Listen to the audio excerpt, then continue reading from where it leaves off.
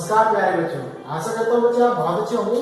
बच्चों आज की हमारी जो चर्चा रहेगी अध्याय 14 जो हमारा न्यूमेरिकल एप्टीट्यूड टेस्ट है अर्थात आंतरिक योग्यता परीक्षण का अनुपात और समानुपात अर्थात रेशियो और प्रोपोर्शन, इस पर हमारी चर्चा रहेगी। चलिए बच्चे समझने की कोशिश करते हैं अनुपात क्या होता है और समानुपात क्या होता है। अगर हम बात करें बच्चे रेशियो अर्थात अनुपात की, तो इसे थोड़ा सा पहले हम जनरली समझने की कोशिश करते हैं। आपने देखा होगा आप बहुत बार लड्डू खाते हैं, तो लड्डू जब आप खाते हैं तो आपने सोचा होगा कि इसमें क्या मिलता है। तो लड्डू में जो मुख्यतः मिलता है बेसन, चीनी और घी, ये तीन मुख्यतः चीजें मिलती हैं और चौथे जो चीज आप मिला सकते हैं उसमें पानी। तो ये चार चीजें को आप निश्चित अनुपात में जब मिलाएंगे तो उससे क्या बनेगा आपका लड्डू। तो यहाँ हमने बात की अनुपात की और इसका मतलब सीधा इस बात से हुआ कि आपको एक निश्चित अनुपात में प्रत्येक घटक मिलाना पड़ेगा। जैसे लड्डू में आपको एक निश्चित मात्रा में चीनी मिलानी होगी, एक निश्चित मात्रा में बेसन मिलाना होगा, एक निश्चित मात्रा में घी मिलाना होगा। ऐसा नहीं होगा जितनी मात्रा आप बेसन की ले रहे इतनी मात्रा घी की ले रहे, यानी कि घी अगर आप मान लें 200 ग्राम ले रहे और आपका बेसन 5 किलो है तो एक अनुपात अलग अलग हो गया। तो यहीं से शुरुआत हो जाती है आपके अनुपात की। और देख सकते हैं आपकी कक्षा में सपोज करो 25 लड़कियां हैं और 10 लड़के हैं, तो यहाँ 25 जो लड़कियां हैं और 10 लड़के, इनके बीच में भी एक अनुपात की बात की जा रही है क्योंकि 25 लड़के हैं और 10 लड़के हैं, तो 25 अनुपात 10 हो गए। यहाँ पे कह सकते हैं 5 अनुपात 2, लड़के और लड़कियों के बीच में अनुपात की बात की। तो अनुपात बात क्या दर्शाता है इसको थोड़ा समझने की कोशिश करिए। देखिए होता क्या है, जब भी सजातीय राशि का मतलब क्या है, एक जैसी राशि। एक जैसी राशि का मतलब आप इस विद्यार्थियों की बात करते हैं, विद्यार्थियों की बात की जाए, ऐसा नहीं है कि विद्यार्थियों के बीच में जानवर नहीं है तो सजातीय वो विजातीय हो जाएगा। ऐसी स्थिति में तो जब भी दो राशि ऐसी हो सजातीय हो तो ऐसी स्थिति में आप अनुपात की परिकल्पना कर सकते हैं। तो बात आती है यहाँ से अनुपात की, तो अनुपात सीधी सीधी सी बात कहता है कि पहली राशि दूसरी राशि के कितने गुने। मतलब आपके पास दो राशियों में एक संबंध दर्शाएगा अनुपात। पहली बार जब दो राशि का संबंध दर्शाएगा तो पहली जो राशि होगी वो दूसरी राशि का कितने गुना होगी या दूसरी राशि पहली राशि की कितने गुना होगी। जब ऐसा संबंध दर्शाया जाता है तो वो बात किसको दर्शाता है, अनुपात को दर्शाता है। जैसा अभी हमने कहा कि चीनी कितनी 1 किलो, बेसन कितना 5 किलो, तो बेसन कितना हुआ आपका 5 किलो, चीनी कितनी है 1 किलो, तो बेसन चीनी का 5 गुना हो गया। तो ऐसी स्थिति में इन दोनों के बीच में क्या अनुपात हुआ, 1 अनुपात 5 का। समझे बच्चे। तो हम छोटे से एग्जाम्पल समझने की कोशिश करते हैं। देखिए यहाँ पर क्या हुआ प्यारे बच्चों, A अनुपात B बराबर 2 अनुपात 4।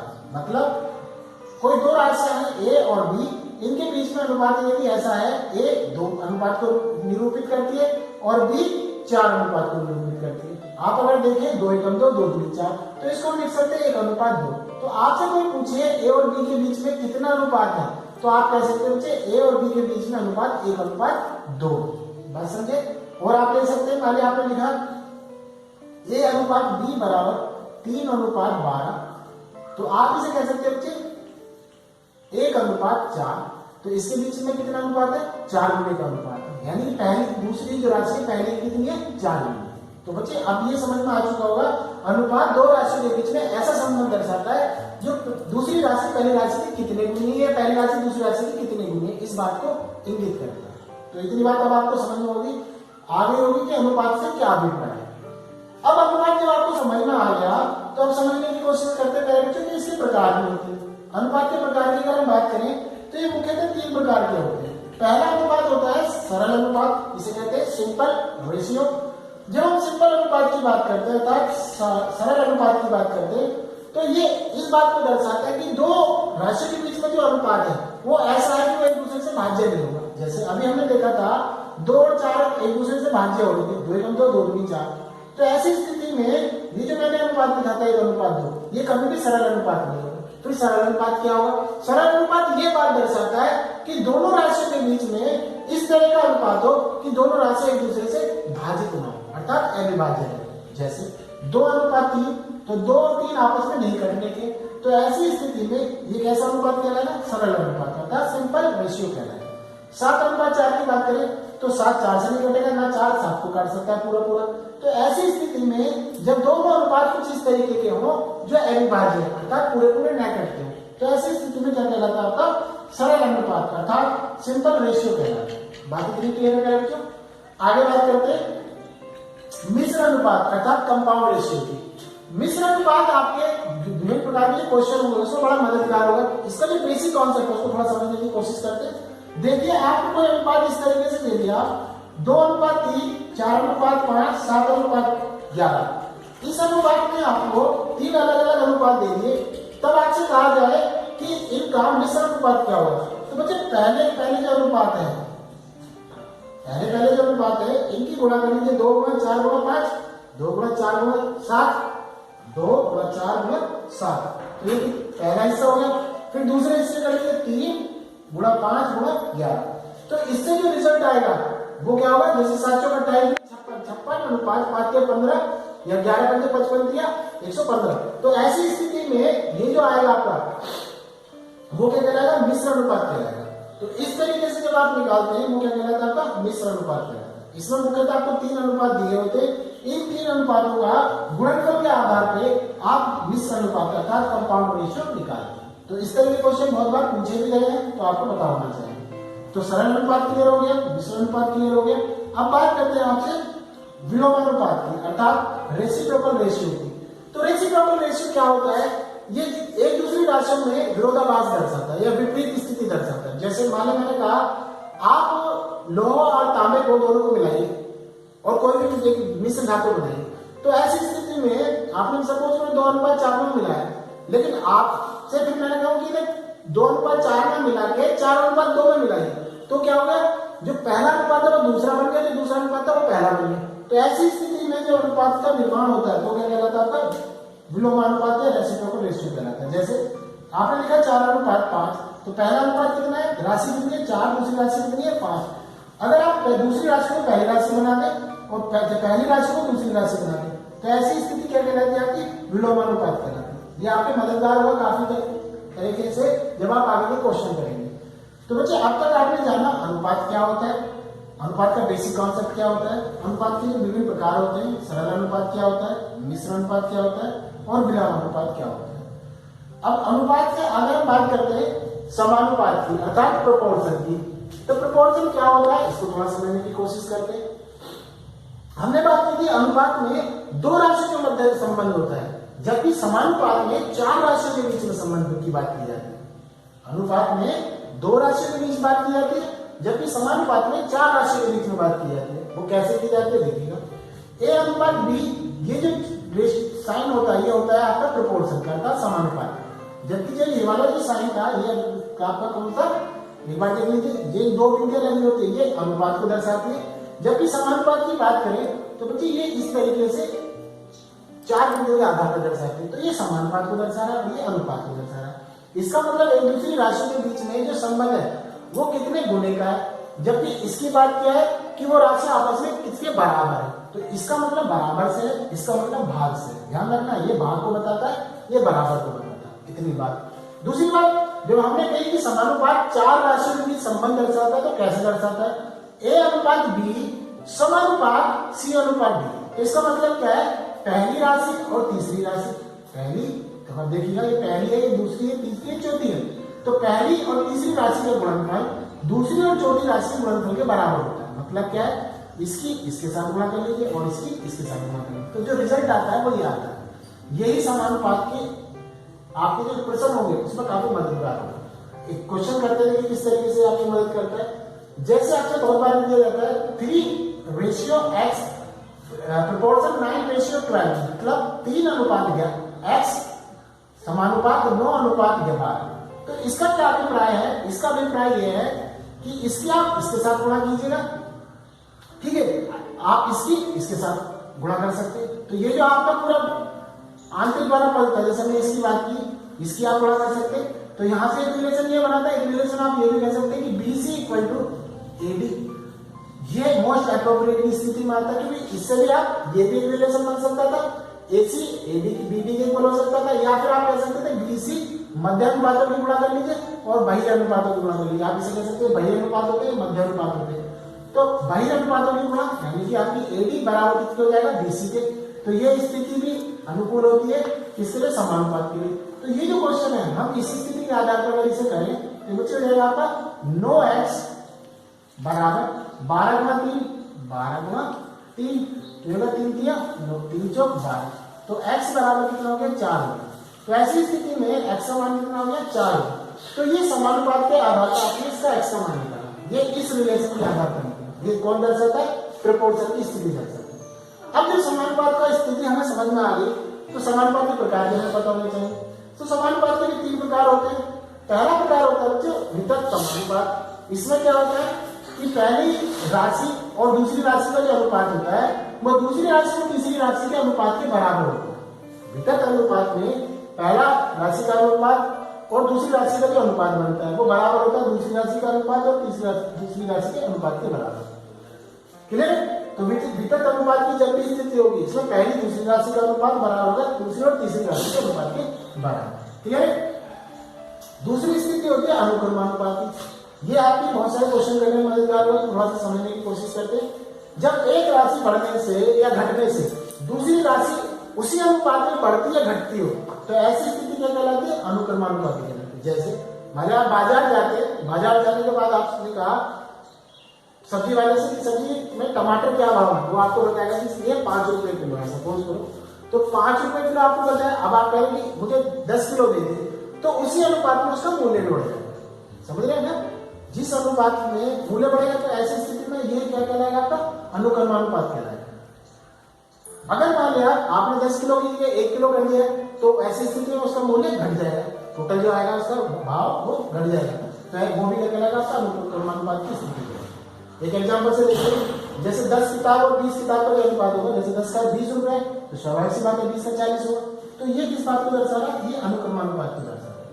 लेकिन जब हम बात करते हैं इससे तीसरे प्रकार की व्युत्क्रमानुपात की अर्थात रेसिप्रोकल की स्थिति की, तो ये बिल्कुल अनुक्रमानुपात का विपरीत होता है। मतलब क्या है? मतलब ये है कि अभी हमने देखा था एक राशि के बढ़ने या घटने से दूसरी राशि उसी अनुपात में घट या बढ़ रही थी, लेकिन व्युत्क्रमानुपात की स्थिति में एक राशि के बढ़ने से दूसरी राशि घटती है और पहली राशि के घटने से दूसरी राशि बढ़ती है, यानी कि अनुक्रमानुपात का जब विपरीत स्थिति हो जाती है तो वो क्या कहलाता है? व्युत्क्रमानुपात कहलाता है। तो बच्चे समानुपात क्या है, इसके कितने प्रकार होते हैं? वितत समानुपात क्या होता है, अनुक्रमानुपात क्या होता है और व्युत्क्रमानुपात क्या होता है, ये स्थिति आपको अच्छे से समझ में आ गई होगी। तो अनुपात क्लियर हुआ, समानुपात क्लियर हुआ। अब इसमें कॉन्सेप्ट होता है जिससे क्वेश्चन बहुत बार पूछे जा रहे हैं, इसको थोड़ी सी चर्चा कर लेते हैं। कुछ बातें आपको ये फॉर्मूले हैं याद रखनी है। जैसे ए और बी का मध्यानुपात पूछ रहा है तो ऐसी स्थिति में आप इसका जो मध्यानुपात निकालेंगे वो इस सूत्र से निकालेंगे, ए बी का स्क्वायर।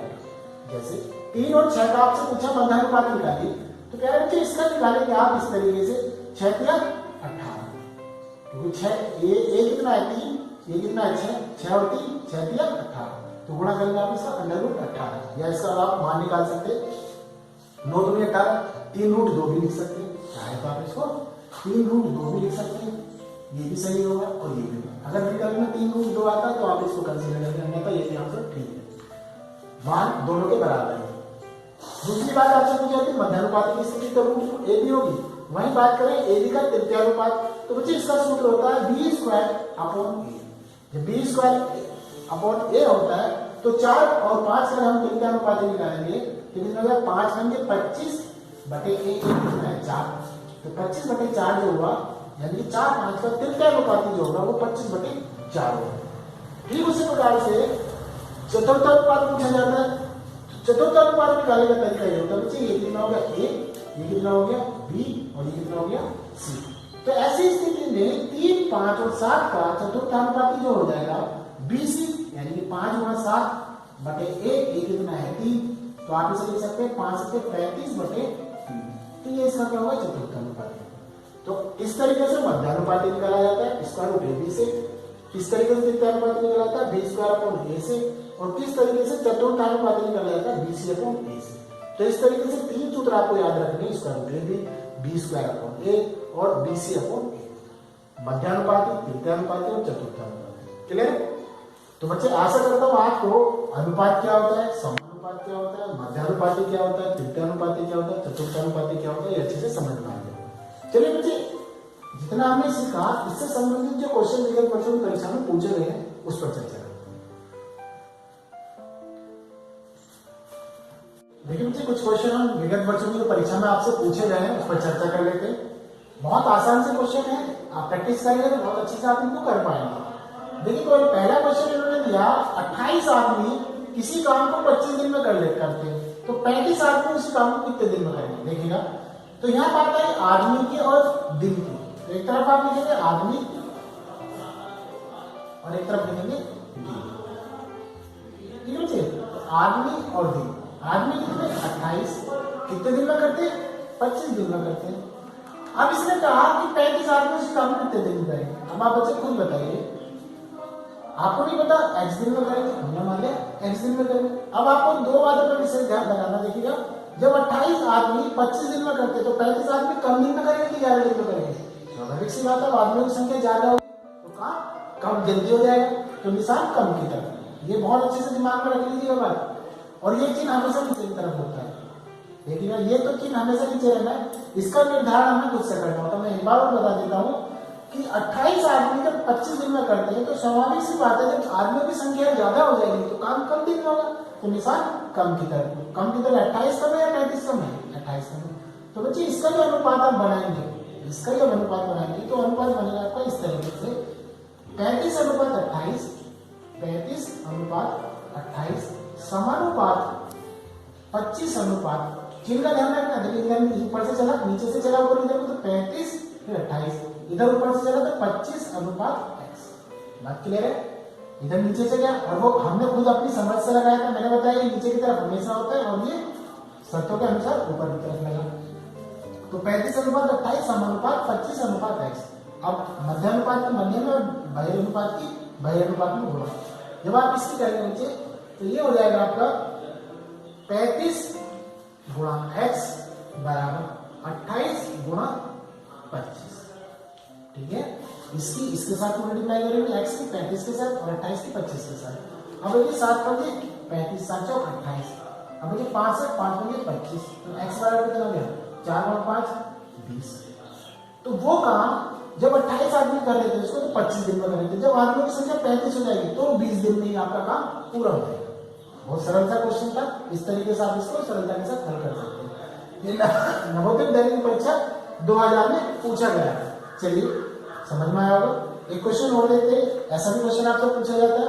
ये कहते हैं 200 रुपए को 8 अनुपात 7 अनुपात 5 के अनुपात में बांटो। जैसे तुम्हें देखो घर में कोई बुजुर्ग होते हैं, वो कहते हैं हमारी बिटिया को इतना पैसा दे दो, हमारे बेटे को इतना पैसा दे दो, इतने रिश्तेदार को दे दो, तो अलग अलग अनुपात में पैसा दिया जाता है। कुछ ऐसी स्थिति यहाँ पर है कि 200 रुपए आपके पास है और वो कहा जा रहा है आपसे कि 8 अनुपात 7 अनुपात 5 के अनुपात में आपको बांटना। देखिए बच्चे कैसे करते हैं।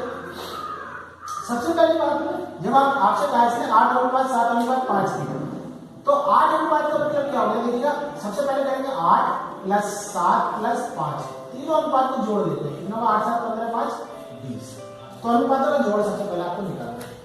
तो अब इसको करेंगे, देखिएगा 8 वाले इसको 8 का मतलब क्या होगा, इसलिए 8 अनुपात का जो मान हो जाएगा वो हो जाएगा, आप इसे इस तरीके से करेंगे मान वो कैसे हो जाएगा आपका 8 बटे कितना जो टोटल अनुपात है 20 गुणा कितने रुपए में से 200 रुपए।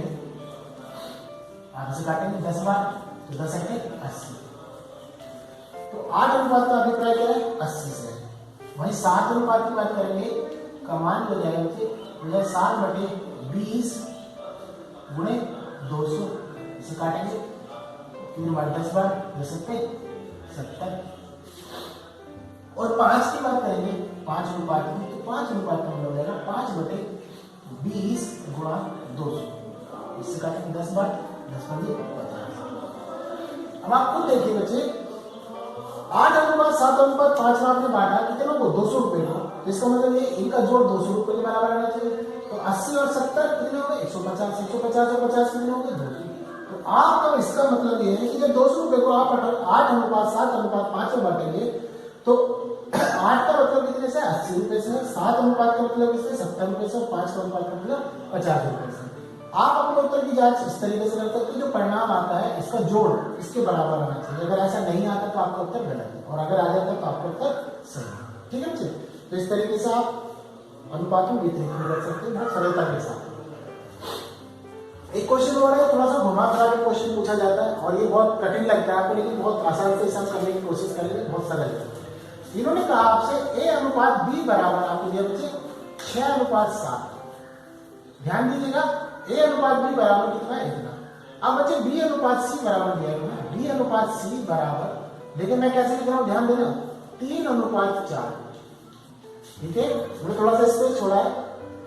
ए अनुपात बी बराबर 6:7, बी अनुपात सी बराबर 3:4। अब इसने आपसे कहा, इसलिए ए अनुपात बी अनुपात सी 3 का वैल्यू आपको निकालना है।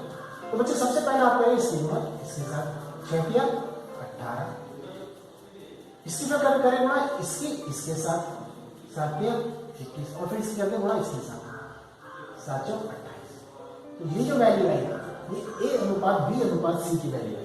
बाकी आप वैसे निकालेंगे तो परेशान हो जाएंगे, कॉपी पढ़ लेंगे, लेकिन नहीं होगा। बहुत सरल सा कॉन्सेप्ट है, पहले इसकी गुणा करो, फिर इसके साथ करो, इसके साथ करो, तो जो आएगा आपका ए अनुपात बी अनुपात सी आ जाएगा। ऐसे क्वेश्चन बहुत बार पूछे गए, तो आप सरलता के साथ इस तरह के क्वेश्चन को सरल कर सकते हैं। एक क्वेश्चन और आपको दिया है, अभी हमने एक कॉन्सेप्ट क्लियर किया था समानुपात का, उसी पे आधारित क्वेश्चन है।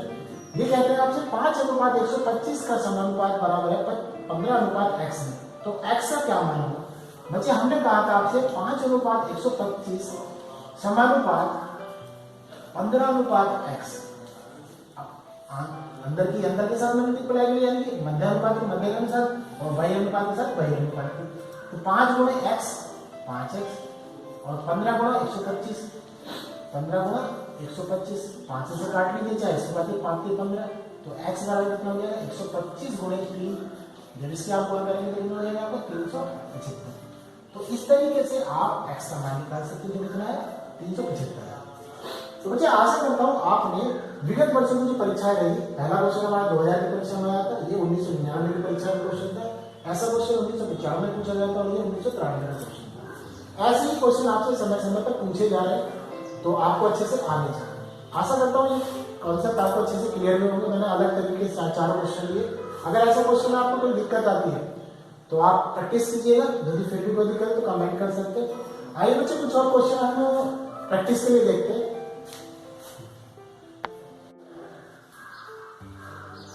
देखिए बच्चे कुछ क्वेश्चन प्रैक्टिस के लिए देख लेते हैं, ये बहुत जरूरी है, क्योंकि प्रैक्टिस जब तक नहीं करेंगे आप तब तक दिक्कतें हैं आपके सामने। तो जैसे अब तक हमने क्वेश्चन किए हैं, जो कॉन्सेप्ट हमने क्लियर किए हैं, उसी को आधारित कुछ क्वेश्चन मैंने आपको दिए। पहला क्वेश्चन कहता है आपसे, यदि दो संख्याओं का अनुपात 7:3 है तो उनका योग 360 हो, तो छोटी संख्या आपको बताना है। बच्चे देखिएगा 7 और 3 अनुपात में योग 360, सिंपल सी बात है, 7x + 3x = 360 आपको करना है, यानी कि 10x = 360।